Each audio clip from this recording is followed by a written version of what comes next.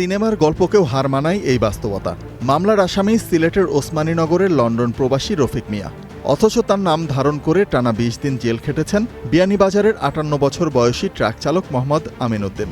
অর্থের বিনিময়ে কিনা সেই প্রশ্ন ছাপিয়ে বড় হয়ে উঠেছে একজন আইনজীবীর হাত ধরে আদালতের ভেতরেই ঘটা এই দুর্ধর্ষ জালিয়াতি। আমার নাম রফিক, আসল নাম। আমি তো এই সময় আর মনে হয় কোনো মাহাতি নাই, আমার একটা হ্যান্ডকাপ লাগাইলেন ওর আমার তো একটা মান সম্মান আছে। এখন তারা পাইলে আমি ফিটা যে করলাম মনে আমি তো বিচার পাই আর আমার সুস্থ বিচারটা আমি চাই আর তারা। একসময় এই জালিয়াতির বিষয়টি অস্বীকার করলেও সবশেষ আদালতে দেয়া অভিযুক্ত আইনজীবী হুমায়ুন কবিরের লিখিত আবেদনেই উঠে আসে ঘটনার সত্যতা। সেখানে তিনি অকপটে স্বীকার করেছেন প্রকৃত আসামির বদলে ভিন্ন ব্যক্তি জেল খেটেছেন।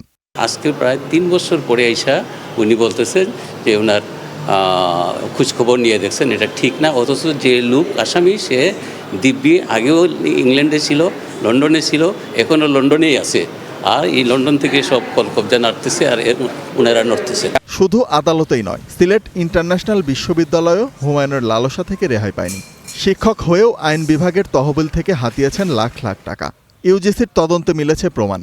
কমিশন তাকে সব ধরনের প্রশাসনিক পদ থেকে অপসারণের নির্দেশ দিলেও এখনও স্বপদে বহাল হুমায়ুন কবির।